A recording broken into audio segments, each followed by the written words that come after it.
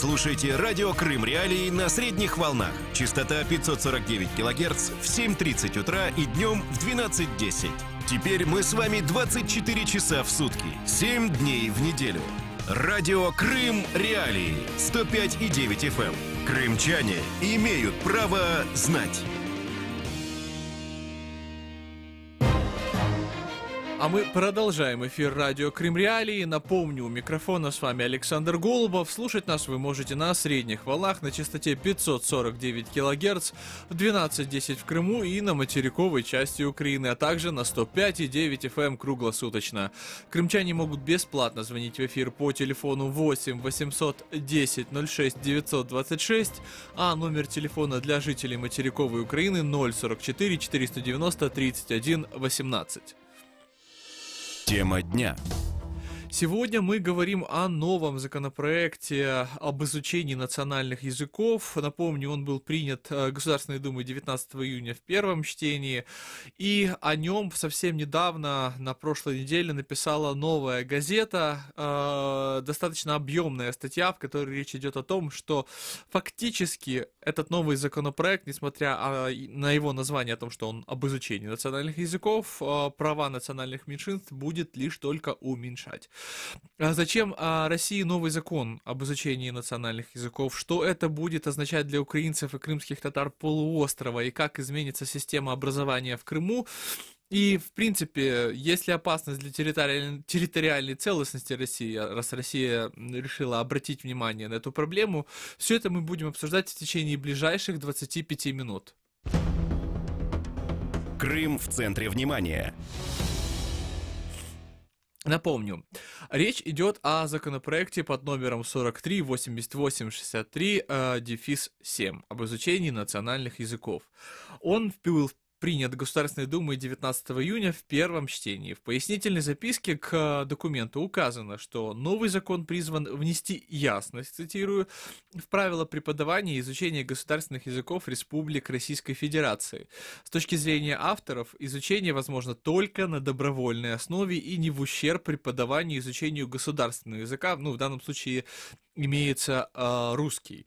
На заседании рабочей группы первый заместитель руководителя фракции «Единая Россия» Андрей Исаев пояснил, что авторы стремились учесть мнение президента, заявившего, что нельзя принуждать человека к изучению языка, который не является для него родным и который он изучать не хочет. Комментируя законопроект, председатель комитета по образованию и науке Вячеслав Никонов уточнил: если родители хотят, чтобы их дети изучали родной язык, им нужно будет дважды перед первым и пятыми классами представить письменное заявление. Также Никонов признал, что законопроект должен быть доработан и принятие окончательной редакции запланировано на весеннюю сессию. Вот, собственно, такие достаточно скудные подробности о новом законопроекте. Чуть позже мы постараемся поговорить о особенностях этого законопроекта с автором статьи в «Новой газете» Максимом Горюновым. Но сейчас у нас на связи Эскендер Бариев, член Меджлиса крымско-татарского народа и председатель Комитета защиты прав крымско-татарского народа. Эскендер, здравствуйте. Добрый день. Благодарю, что связались с нами. Скажите, вот в Меджлисе уже как-то анализировали этот новый законопроект? Насколько, по вашему мнению, он ухудшит ситуацию с изучением крымско-татарского языка в Крыму?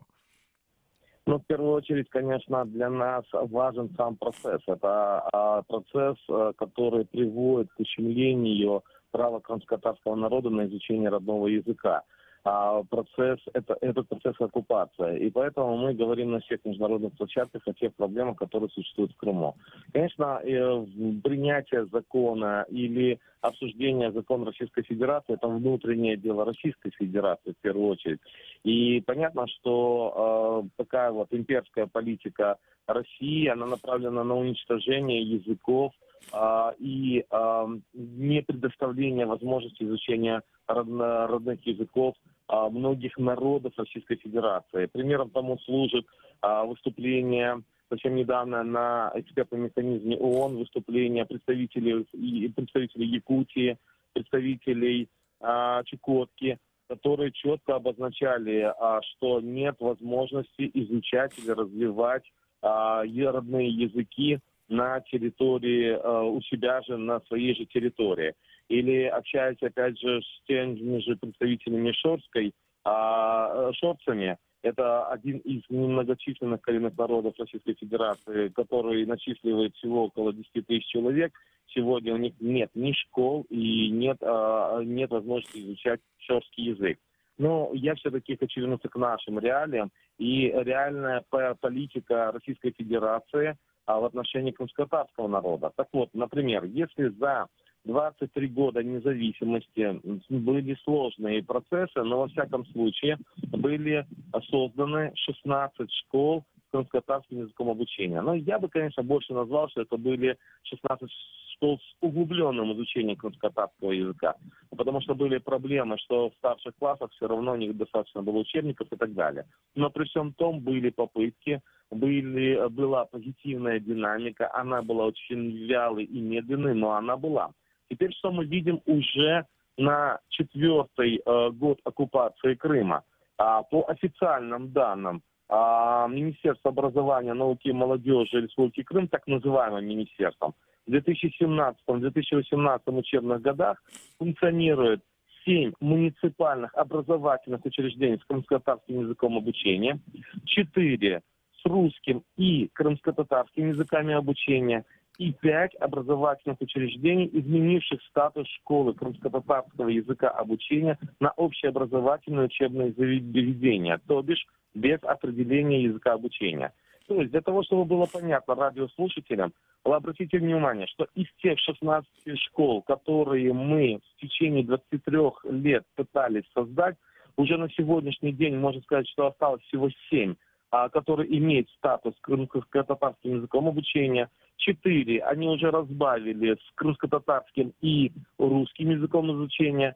И 5 они практически, можно однозначно сказать, что было уничтожено 5 школ с изучением крымско-татарского языка. То есть вот эти статистические данные, причем официальные данные, они четко свидетельствуют о нежелании о желании оккупационной власти растворить крымско-татарский народ, забыть, скажем, родной язык, не дать развивать родной язык. И вот таким образом мы видим такую подобную динамику. Я уже не говорю о тех процессах, которые связаны с изучением языка вне крымско-татарских школ, то есть факультативное изучение, когда создаются все условия, что родители начинают отказываться или неактивно пишут заявления на то, чтобы их дети могли изучать крымско-татарский язык. Мало того, мы зафиксировали ряд случаев, когда родители писали заявления, уроки ставили последними, 7-м, 8-м, и получалось так, что даже не было у них помещения для того, чтобы можно было проводить занятия по крымско-татарскому языку. То бишь, когда дети шли в один кабинет, он оказывался закрыт, потом шли в другой кабинет, и вот таким образом у них оставалось там 10-15 минут до окончания урока, и что можно за 10-15 минут дать детям. Поэтому здесь я вижу как целенаправленную государственную политику Российской Федерации, в том числе принимая подобные или регистрируя подобные законопроекты. И однозначно мы в том числе, хотя мы считаем, что это внутреннее дело Российской Федерации, Крым мы не считаем Российской Федерацией, но при всем том, в какой-то мере, конечно, и те законодательные акты, которые принимаются Государственной Думой, они будут отражаться на жизни наших соотечественников. Поэтому мы, соответственно, должны, конечно, реагировать на все эти процессы.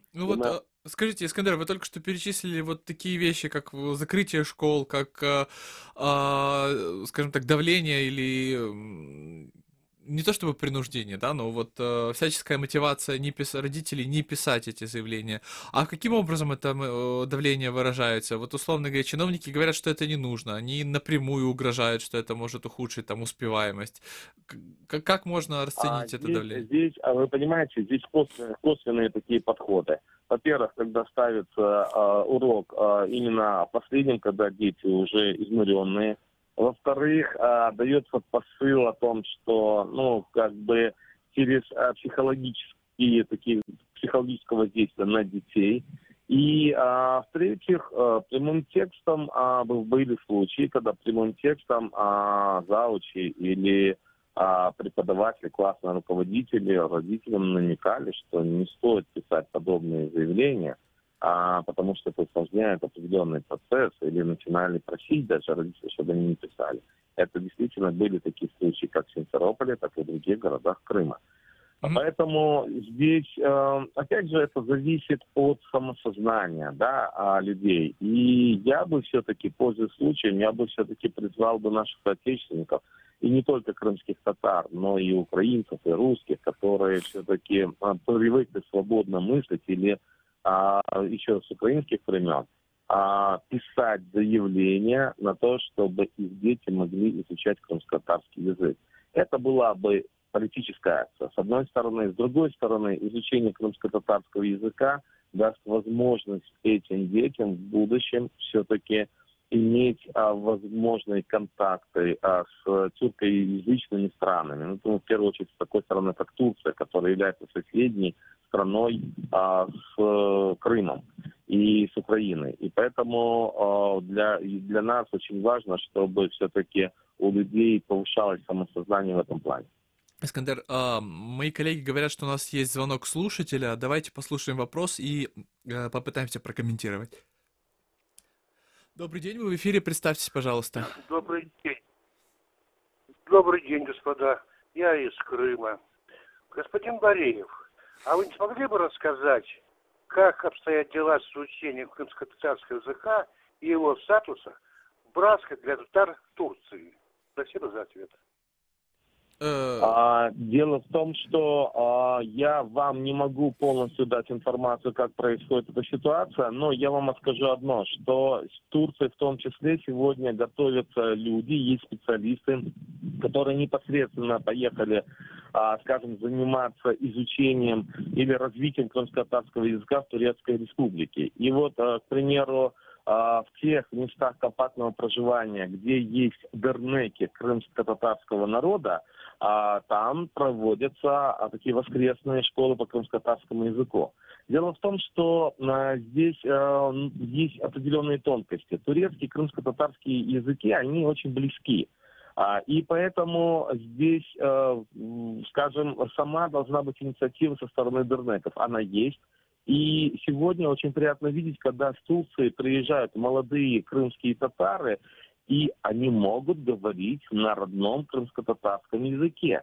И это действительно радует, и это говорит о том, что есть все-таки государственная политика Турецкой Республики с целью сохранить один из тюркских языков, на котором говорил Исмаил Бей Гаспринский. Он считается одним из ведущих просветителей тюркского мира. И вот здесь как раз-таки в Турции есть целые институты и факультеты по изучению тюркских языков, в том числе и крымско-татарского. Поэтому, алло. Да, Искандер, мы вас слышим и слушаем внимательно. Да, поэтому для нас это очень важно. Кроме того, мы сегодня работаем и в Украине в этом направлении, для того, чтобы на базе Таврического национального университета имени Вернадского работала лаборатория по развитию крымско-татарского языка и истории. Искандер, а вот скажите, вы когда говорили, просто вернемся вот к Крыму, когда вы говорили об этих угрозах или там намеках, которые поступали к родителям школьников, скажите, какие-то практические последствия для тех, кто отказывался пойти навстречу этим намекам и все же писал заявление, были, или же пока что все ограничивалось только запугиваниями? Это ограничилось тем, что просто люди делились впечатлениями, скажем так, и понятно, что если мы говорим уже о правовой защите этих людей, это нужно, чтобы их сопровождал полностью юрист, адвокат, это определенные затраты и не всегда желание родителей как бы реагировать на эти процессы. Хотя, если у нас будут массовые такие явления, то, я думаю, мы бы могли найти возможности, чтобы организовать им юридическую поддержку в этом вопросе. Я думаю, что в перспективе этим надо серьезно заниматься, потому что язык – это образование, язык – это сохранение идентичности, и поэтому в этом плане, конечно, нужно работать и сохранять его. Эскадер, и вот такой вопрос. Когда мы если вернуться к самому законопроекту, вот насколько я понимаю, в принципе, без изменения законодательства Российской Федерации, России удается там достаточно серьезно ограничивать степень проникновения крымско-татарского языка, как минимум в сфере обучения, да? То есть стоит ли ожидать еще большего давления от законопроекта или, в принципе, по вашему мнению, политика России относительно крымско-татарского языка вряд ли сильно изменится? Ну, я вам скажу так, что как в Российской Федерации, так и в ряде стран постсоветского пространства наличие закона не значит, что этот закон будет исполняться. И на самом деле в России есть очень позитивные и хорошие законы, которые не работают или которые не исполняются. Это в том числе и проблема российского общества, когда они не требуют исполнения этих законов. Уже не говоря о том, что есть законы, которые действительно носят дискриминационный характер. Поэтому здесь, в данном случае, я думаю, что политика Российской Федерации пока, на сегодняшний день в Крыму, она больше, все-таки независимо от этого закона, направлена как раз-таки и не носит дискриминационный характер, именно политика. Поэтому я думаю, что нам в любом случае нужно будет в борьбе, именно в нашей ненасильственной борьбе, конечно, опираться и на их законодательство, и в первую очередь, конечно, на международное право, и на Декларацию о правах коренных народов. Тем более 2019 год это будет год языков коренных народов. Да, Российская Федерация не признает крымских татар коренным народом, но крымские татары сами себя признают коренным народом и признает коренным народом крымских татар Украина официально, и все, практически многие страны мира и Организация Объединенных Наций. Эскандер, вот просто, по вашему мнению, вот такое давление, о котором вы говорите, международное, оно может заставить Россию все же перестать ограничивать права крымско-татарского населения в Крыму хотя бы вот в вопросах языка? Или же давление может только нарастать? Однозначно, потому что Российская Федерация является субъектом многих международных структур, таких как ООН, таких как ОБСЕ, приостановила свое присутствие в парламентской ассамблее Совета Европы, но в ряде других международных организациях. И Россия, будучи глобальным игроком в мире, она пытается преподносить, что она в том числе является и защитником прав многих народов. И поэтому, когда мы демонстрируем четкие факты, когда та декларация, которая звучит с уст российских дипломатов, она не соответствует той действительности, с которой сталкиваются коренные народы или народы, которые оказались порабощенными Россией, это говорит о том, что мы можем, скажем, привлекать внимание к тому, что происходит на самом деле, и оказывать давление на Российскую Федерацию через международное сообщество. И таким образом, во всяком случае, мы видим, что есть всякие косвенные попытки уничтожить ансамбль Хайтарма или театр, когда мы видим различные в административном плане различное давление и так далее. Но при всем том театр есть, ансамбли есть, и школы, хоть 7 школ, но они все-таки сохранены. И наша задача сохранить и требовать, чтобы все-таки обучение на крымско-татарском языке сохранялось и обеспечивалось необходимым методическим материалом. И финансировалось в том числе и изучение исследование крымско-татарского языка как живого языка. Эскандер, не хочу быть пессимистом, но вот тем не менее, в случае, если все-таки давление будет нарастать со стороны Российской Федерации, если мы будем видеть и дальнейшее закрытие школ с крымско-татарским языком обучения или там, где можно будет изучать крымско-татарский язык. Есть ли риск, что это приведет к сжатию, скажем так, сферы, которую занимает крымско-татарский язык, в том числе и среди самих крымских татар?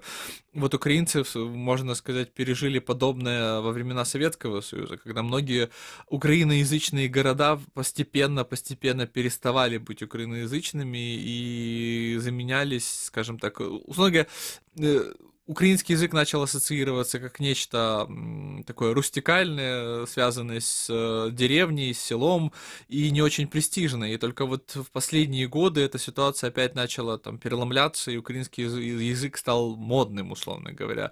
Нет ли Однозначно. И эта проблема была в советские времена не только в Украине, и в Азербайджане, и в Узбекистане. То есть считалось, что если ты говоришь по-русски, то ты городской, ты образованный, а если говоришь на родном языке, то ты деревенщина и не соображаешь ничего. А в отношении крымско-татарского языка вообще было полностью уничтожен крымско-татарский язык, и уничтожены и газеты, и средства массовой информации, и вообще сам народ в перечне народов СССР. Я, отвечая на ваш вопрос, вижу следующим образом. А в любом случае есть альтернативные решения этих проблем. То есть много зависит от самосознания и самоорганизации населения. Не дают там школы, значит, мы должны создавать сами креативные школы на родном языке. Не дают нам возможность развиваться, значит, мы должны искать пути по изучению родного языка с помощью электронных средств. Не дают нам возможность создавать классы, значит, мы должны создавать школы, места компактного проживания, дабы дать возможность детям сохранить родной язык. Потому что мы так пережили более 50-летний, скажем, период, когда мы вообще не могли изучать родной язык. И многие крымские татары не знают свой родной язык. Это большая проблема. Поэтому здесь я считаю, что один из методов ненасильственной борьбы – это в том числе создание условий для изучения, альтернативного изучения и получения образования на родном крымско-татарском языке. Я думаю, это перспективно до того периода, пока не будут предоставлены нормальные возможности для изучения родного языка.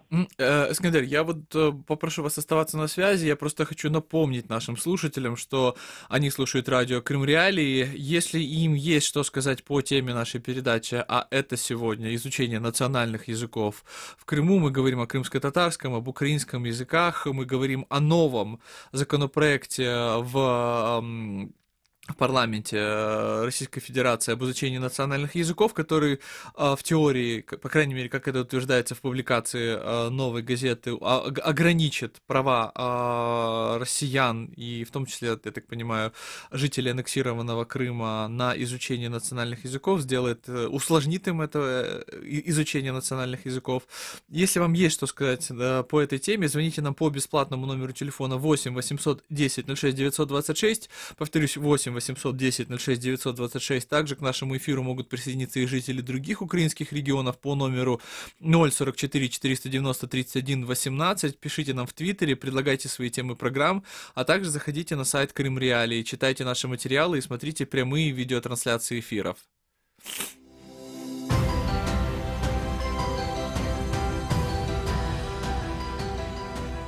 Ищите сайт Крым Реалии в интернете, наши страницы в Facebook, Twitter и ВКонтакте, наши видео и фильмы на YouTube-канале Крым Реалии.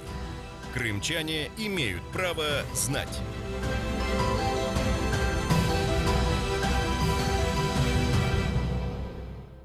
Итак, это радио Крым Реалии, в эфире Александр Голубов. Мы говорим о изучении языков национальных меньшинств в Российской Федерации и в аннексированном ею Крыму.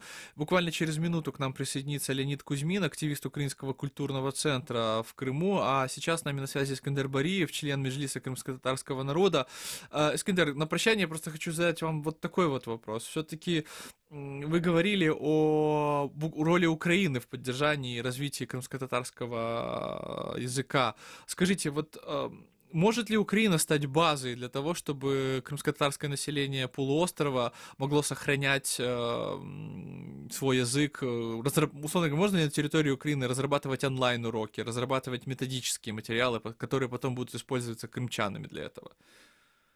Я считаю, что не может быть, а Украина должна этим заниматься, потому что в Украине все-таки есть коренные народы, в первую очередь коренной народ крымские татары, потому что официально признанные, но и караимы-крымчаки, у которых практически тот же крымско-татарский язык является родным языком. И вот как раз-таки для Украины, поддерживая и содействуя развитию крымско-татарского языка и обеспечивая возможность получения образования на родном языке, для Украины это в том числе и инструмент борьбы за деоккупацию Крыма и восстановление целостности Украины. Потому что, во-первых, это повышает имидж Украины на международном уровне, во всяком случае и среди коренных народов.